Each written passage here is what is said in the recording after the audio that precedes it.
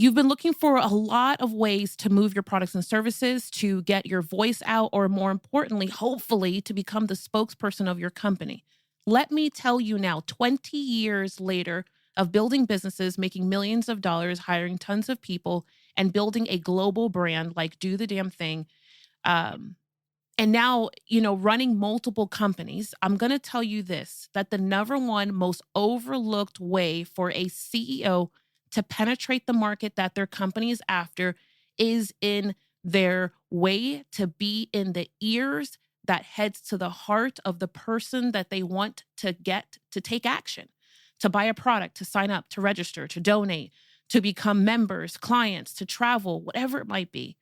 True market acquisition and and true visibility is in you being the spokesperson for your company in the fastest, cleanest, easiest way, but also the most profitable, that has the longest run rate, and that puts you at the same level of every other competitor that you could ever want to talk about and or the company that's above you. Like, think about it for a moment.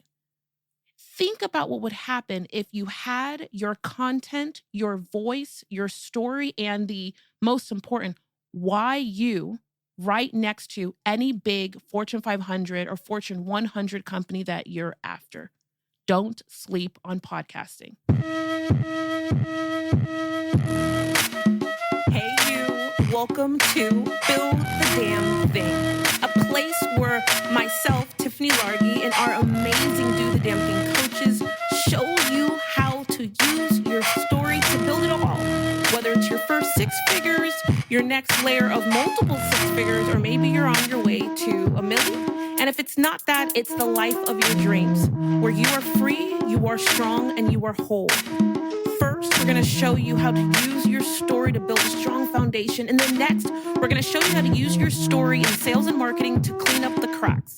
And last but not least, we're going to show you how to use your story to gather people. Because the truth of the matter is that there's nothing stronger than being connected to people who just understand you as you are, where you are, so you can stop explaining yourself.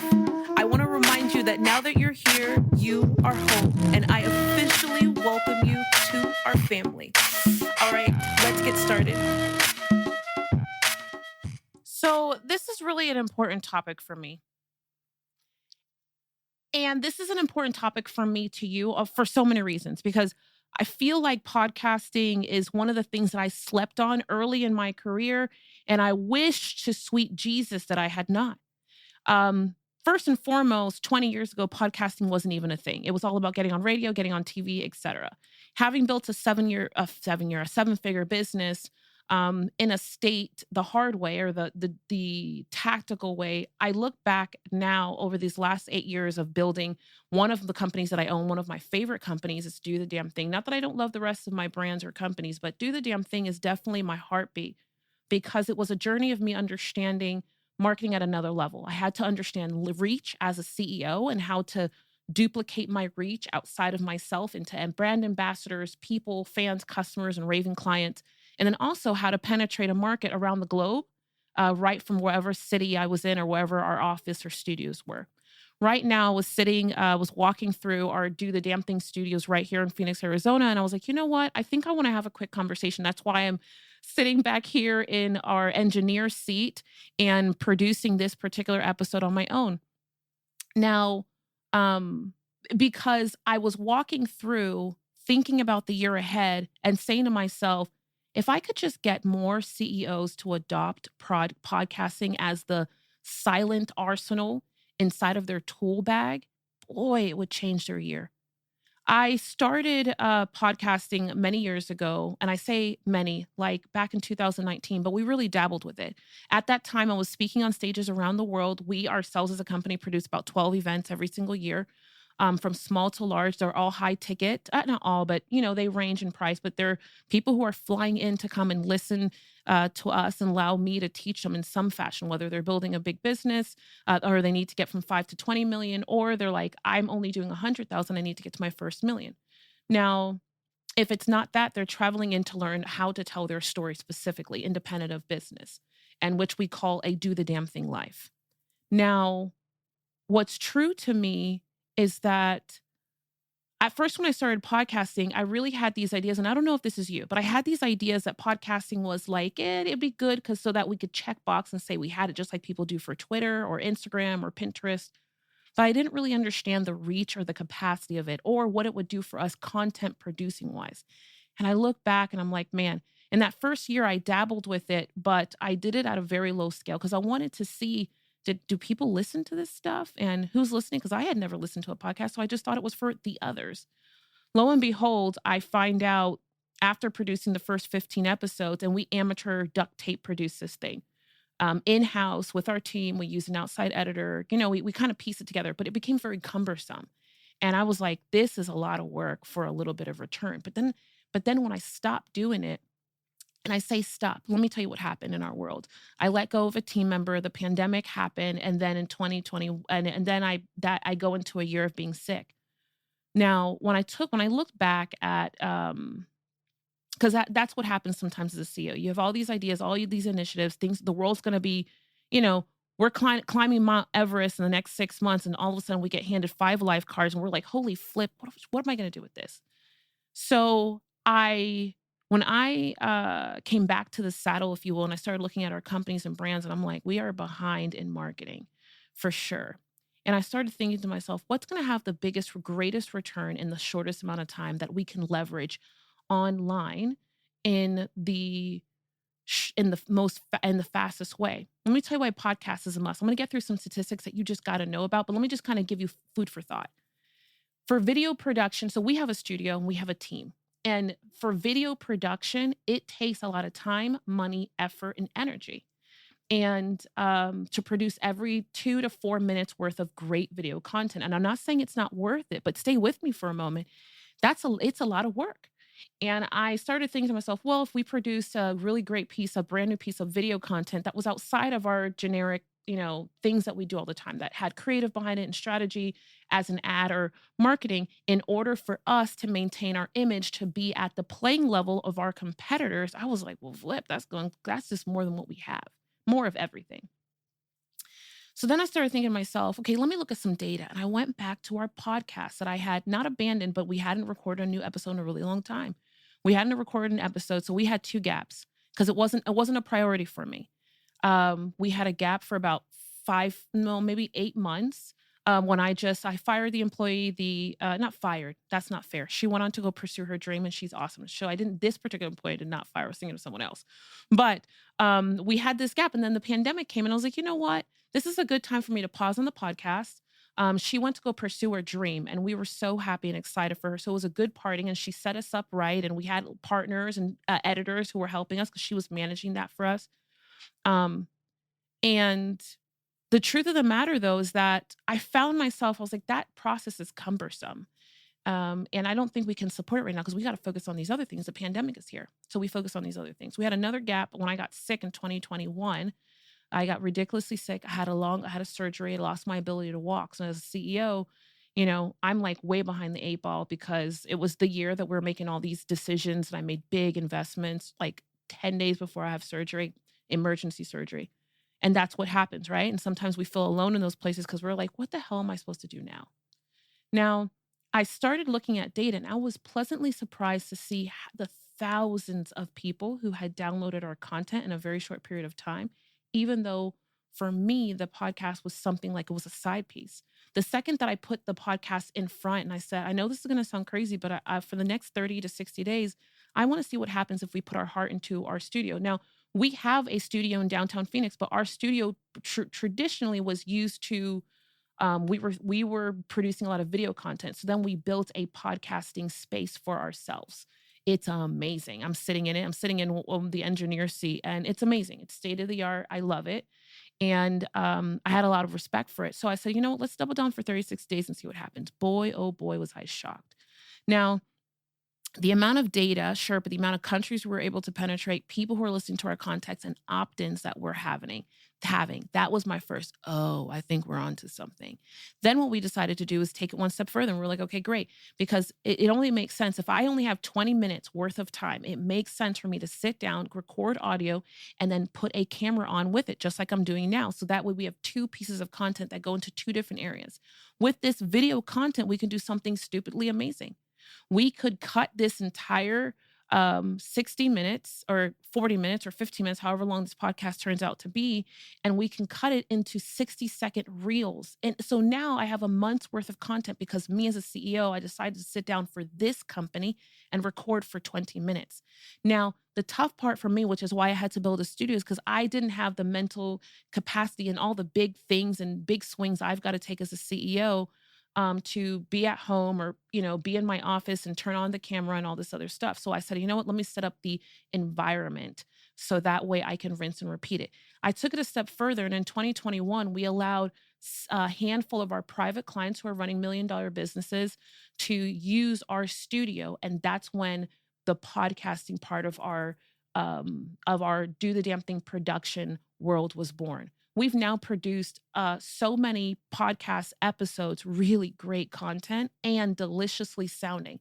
So now our person who talks about money is at the same level as Dave Ramsey. Here's the thing. You are at the same playing level as the biggest competitor. So now you get to catapult. You don't have to have a great website. You don't have to have 20,000 people on your team. You don't have to be running multiple centers and have an infinite budget. You just need to give the market the education and information as to why you guys are the best to solve the problem that you solve and why people should pay you the dollars that they pay you simply by showing up at the same level as the market. There is no other platform today that the CEO can position their company to show up marketing, positioning wise, branding wise at the same level as their largest competitor. And if you're like Tiffany, but we're just a little such and such company out of Denver, Colorado, there is no reason why you are not seeing yourself as the same level or playing field as a company like Apple. There is no reason. You are just as smart. You are just as capable. I have amazing team members. I have amazing, brilliant minds on my team. There is no reason why we do not go after or position ourselves to say, well, either you give them the contract or us, right? Like I really want to put this into perspective because at the end of the day, the customer is just looking to win. They're not looking to be partnered with the biggest company for the sake of being with the biggest company. Let me give you a couple of statistics from a site that I use all the time that I love. And I say use all the time. I enjoy it because they produce really great, just factual information from time to time. I thought this was very interesting. Why you should be thinking about podcasting. So, number one, there are currently 464 million podcast users or listeners globally. 464 million people are listening to podcasts globally. Take a moment. You don't need video, you just need audio. Um, January, so as of January, as of today, because this was just released in last week, there are now over 5 million podcasts. Now think about that. There are 464 million podcast listeners, but there's only 5 million podcasts. Look at those ratios. That's wild. Isn't that crazy? 464 million users, and there's only 5 million podcasts. That means there's enough for you to build an active user base, an active marketing, like an active audience of 50,000 people in a really short period of time. Like you can do some serious damage here for your company silently under the radar. Now, let me keep going because this is what blew my mind and why I was like, oh, we're going to put all the eggs in this basket. Yes, we do other things. Yes, I will go back to speaking on in the year of 2023. Yes, we have paid ads. Yes, we do things. But I'm going to tell you, like, if you allow me to, and if you're listening to this and you're like, Tiffany, I want to get in on it. I don't know if we'll still have space, but we definitely have space now for a handful of private clients who want to build out. We are a boutique provider. So we are not a kind of company that you can walk in off the street and record an episode or two. We are a boutique provider, and our clients are having us to come up with the strategy, the positioning, and all they have to do is show up 4 or 5 times for the year and talk Let us record them. We have an entire amazing process, and I'll walk you through what you can do in the next 24, 48 hours so that your team can start to think about how to do this on its own, or you as a CEO. Because I'll tell you, I have a friend of mine who has a podcast, and he's probably on episode 2 or 300, but he's running a 100 people company. He does a lot of the assets or pieces of it himself. So I know that there's some grade in between. I know for me, I needed other people to take it on. So let me make sure I get through let me get through the rest of these. So the United States has the most podcast listeners in the world. They predict that there will be over 100 million active podcast listeners just in the US in 2023. Scandinavian countries have the highest podcast penetration rate. 1/3 of the American population listens to podcasts on a regular basis. 1/3 of the population. So if we were to eliminate children, and if we were to eliminate whatever that number is for children, and if we were to eliminate, let's say you're not selling to people over the age of 65, right? If you eliminate those two categories, you're talking about like 70% of the buying market that you can sell your products and services to. What? They're listening to podcasts on a regular basis. Family, amigo, don't sleep on that. There's a couple of others that I thought were really interesting. And then it said in Australia, which I thought was really fascinating, we have a good Australian listenership, but those people in Australia also are on our list, and they come to our virtual events. That's a different conversation. They're aware of podcasts. Podcast listening is highest in the morning, and most of the podcasts are listened to on a mobile phone. Okay. I am notorious for putting on audio only when I'm in the car. Very rare that I'm gonna listen to music anymore because I got too many fish to fry, and I need people to feed me hows and ideas and strategies as I build multiple brands that I own, companies that I own, but then also that as I strategize and build companies, boots on the ground for my customers and clients, or private clients, I should say. And then I provide strategy for companies like Do the Damn Thing and for that audience. Um, uh, what's interesting about podcasting, and one of the things that I went, oh, in 2023, as we walk into this year, right now, the industry of podcasting is valued at $2 billion. Okay. So I want you to understand we've now gotten into it's in the $1 billion space. Their idea is that by the end of 2023 or in the middle of 2024, that number is going to double, and podcasting is going to be a $4 billion industry. This is one of those few industries that you can get into, become a part of, grab your market share, and not sleep on. I'm not selling it for the revenue opportunity, but just the money to be made however you decide to insert it.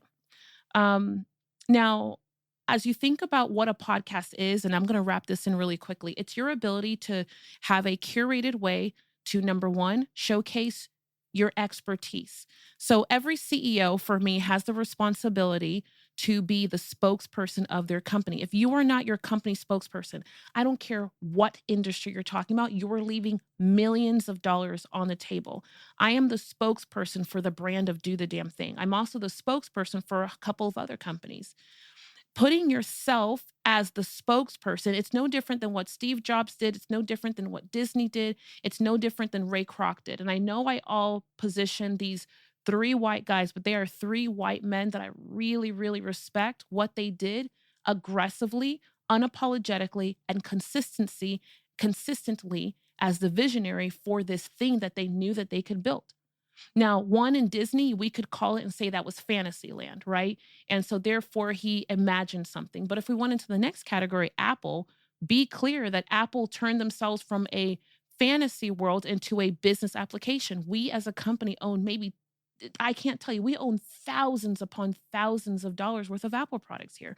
Right here in this frame, you could see 3 of them. I have 3 of them. That means me as a consumer, as a CEO, right here on the table where I'm in, the result of him being the spokesperson is what gave me the interest in this idea that he had, that I needed to think differently about how I approach business.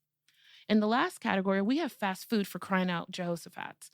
And one of the greatest gifts that Ray Kroc gave to the world, and I think I'm going to do an entire episode on Ray Kroc, but this is important for me because I know for a fact that if you're willing to entertain what podcasting could be for your world and what podcasting could be for your business, that you would absolutely change the narrative. Because Ray Kroc, though he wasn't going to open all of these McDonald's stores across the world, he made a decision to maintain the company's image and brand and be the spokesperson and the visibility frame for that brand and company.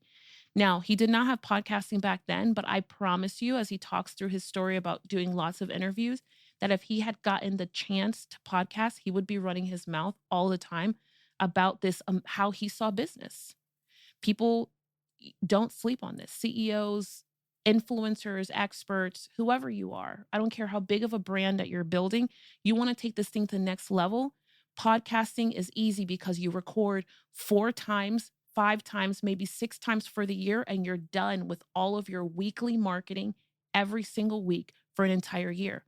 As I've sat in strategy sessions with maybe 3 or 4 of our private clients who are getting ready to fly into Phoenix in the next couple of weeks, and I'm just walking through their days, they're on their second or third or fourth flight, right? So they already have podcasts that are up. They're already getting downloads, and they're like, wow, this is easier than anything I've ever done before. Am I saying that you let go of the events? No, don't let go of the events. Don't let go of being interviewed. Don't let go of writing a book. Don't let go of radio or billboards or whatever it is at your company, direct mail, if that's what you're using, because we use other methods. But I'm going to tell you what, 2 things. One, I believe wholeheartedly that you should start a podcast like yesterday. The second thing is I'm going to say is you should not do it alone.